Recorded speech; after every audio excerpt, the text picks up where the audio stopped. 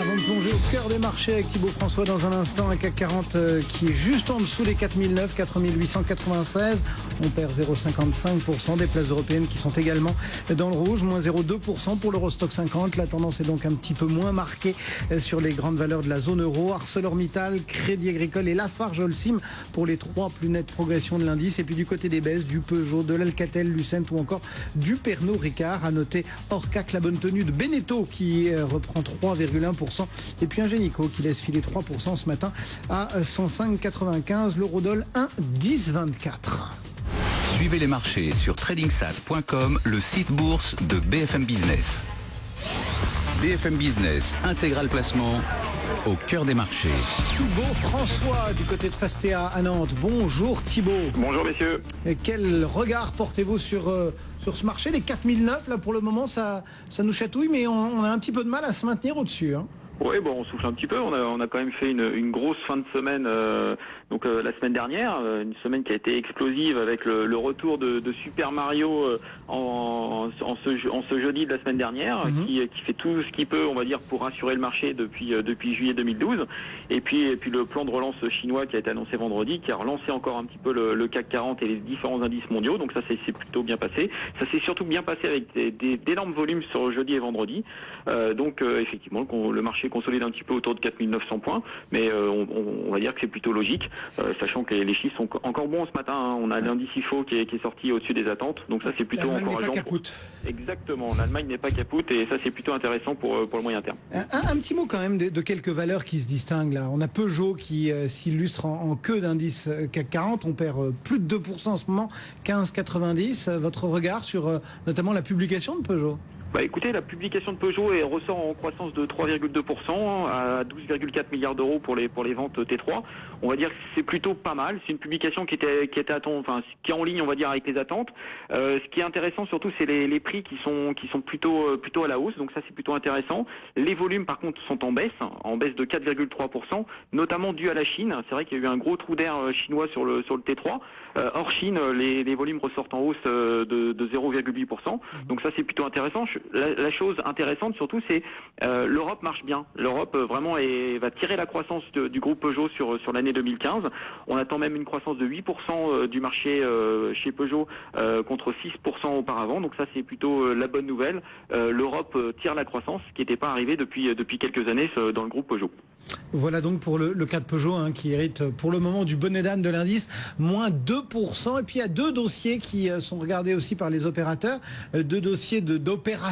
D'abord Vivendi qui confirme son ancrage, on va dire, dans les télécoms italiens. Et puis de l'autre, le dossier Fnac Darty. Comment est-ce que vous regardez finalement ce capitalisme bouger? Écoutez, Vivendi est très très actif ces dernières semaines. On s'attendait effectivement à ce qu'il soit, on va dire, présent en termes d'acquisition sur les prochains mois. Ils ne nous le déçoivent pas. Effectivement, ils sont montés à plus de 20% de Telecom Italia, donc pas de surprise. A priori, la prise de participation pourrait être même beaucoup plus importante. On avait eu un petit compte rendu de la direction de Telecom Italia qui effectivement est plutôt partante pour la coopération avec Vivendi. Et Vivendi continue ses emplettes tranquillement. La semaine dernière, c'était Gameloft et Ubisoft qui ont subi une participation à un peu plus de 10%. Là, par contre, c'est beaucoup moins amical, il semblerait. Donc Vivendi continue ses emplettes et a encore beaucoup de cash, donc il risque d'être encore actif sur les prochaines semaines. Et Fnac, bien sûr, Fnac, ils ont jusqu'à mercredi 17h d'après le droit boursier anglais pour dire go ou no go sur le cas Darty. Le cas Darty, ce qui est intéressant à noter ce week-end, c'est que les deux principaux actionnaires ont donné leur feu vert à Fnac pour lancer une offre. Donc maintenant, on va attendre mercredi 17h pour savoir si Fnac dépose une offre formelle sur le capital de Darty. Ouais, parce qu'il y a des règles très particulières du fait qu'on soit notamment sur la terre britannique, n'est-ce pas, en termes d'opérations financières. Les règles britanniques sont beaucoup plus strictes que les règles continentales. Exactement. Il faut vraiment avoir un matelas important pour pouvoir lancer une offre. Et donc là, les deux principaux actionnaires qui représentent pratiquement 25% du capital ont dit oui. Donc a priori, Fnac pourrait effectivement lancer son offre d'ici mercredi 17h. Voilà quelques-unes des valeurs à surveiller cette semaine et puis toujours les publications. 15 entreprises du CAC publient leur chiffre d'affaires cette semaine. Merci beaucoup Thibaut François depuis Fastea Capital. En attendant, vous le disiez, c'est l'expectative sur les marchés. Quel potentiel pour cette séance et pour les prochains jours sur le CAC 40? On va tout de suite poser la question à nos deux traders, Jean-Louis Cussac et Andrea Twenny. Bonjour messieurs. Bonjour tout le monde. Andrea Twenny chez Saxo Bank et Jean-Louis Cussac chez Perceval Finance. Bon, on attend aussi la Fed mercredi qui va annoncer sa décision de politique monétaire et puis la Chine avec la réunion du Parti communiste chinois qui devrait annoncer un nouveau plan quinquennal. Bref, beaucoup de grands rendez-vous. En attendant, c'est l'expectative. Andrea, du coup, comment conseillez-vous de jouer cette séance boursière sur le CAC 40 ? Ouais, c'est vrai qu'on est revenu un petit peu sur une phase d'un peu plus d'hésitation, d'indécision. On était un peu sorti de cette phase la semaine dernière avec Mario Draghi. On avait des marchés qui ont du coup fini un peu la semaine en fanfare. Là, c'est vrai qu'on est un peu plus dans l'hésitation aujourd'hui. C'est pas non plus anormal. Vous l'avez dit, il y a beaucoup d'événements cette semaine. Donc du coup, pas mal d'attentes et de prudence du coup. À cause de ces événements, techniquement, on a cette zone 4945-50 qui sera pas si simple que ça à franchir. On a vu qu'on a buté d'ailleurs sur cette zone vendredi. On l'a quand même atteint, ce qui est quand même un signe de force pour le marché. Mais franchir cette zone, s'affranchir de ce niveau, ça ne sera pas si simple que ça. Donc du coup, on a des zones d'appui possibles. On a 4875 qu'on a quasiment fait ce matin, qu'on a même fait. Et puis au-delà, on a aussi 4815-30 qui peuvent être des zones du coup d'appui possibles sur lesquelles il paraît plus intéressant de reconstruire une position plutôt que d'aller acheter sur des niveaux très élevés.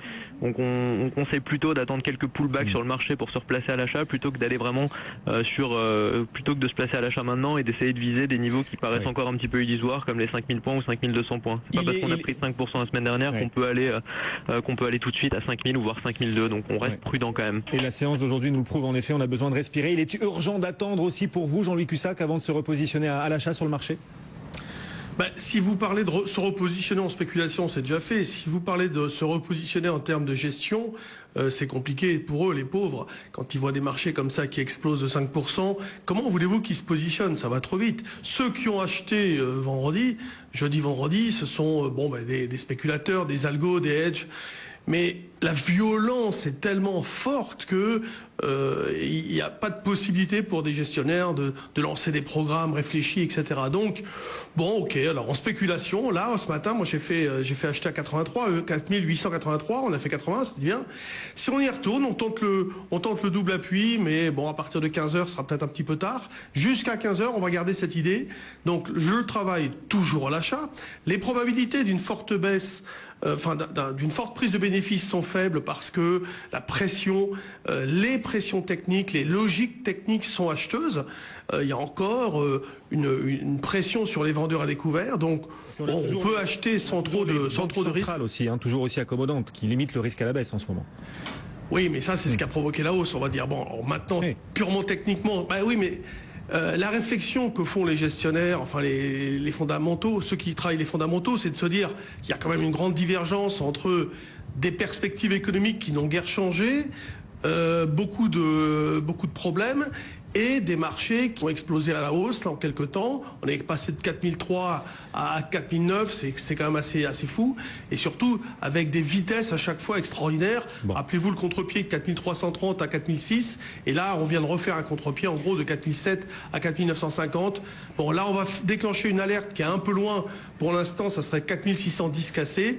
Et avec 4945, je rejoins Andrea, on a atteint un niveau très important, pas facile à franchir, donc une pause par rapport à cette zone est tout à fait probable. 4945, donc seuil qu'on aura a priori du mal à franchir. Jean-Louis Cussac chez Perceval Finance avec nous tous les jours et Andrea Twenny ce matin aussi. Un grand merci Andrea depuis Saxo Bank. Bonne séance à tous les deux. Et pour le moment, le marché parisien qui reste ancré en territoire négatif mais qui s'agrippe aux 4900 points. Restez avec nous dans un instant. Aurélie Blonde pour un point complet sur l'actualité, puis après notre face-à-face du jour. Olivier Delamarche, Emmanuel Le Chypre. BFM Business, intégral placement.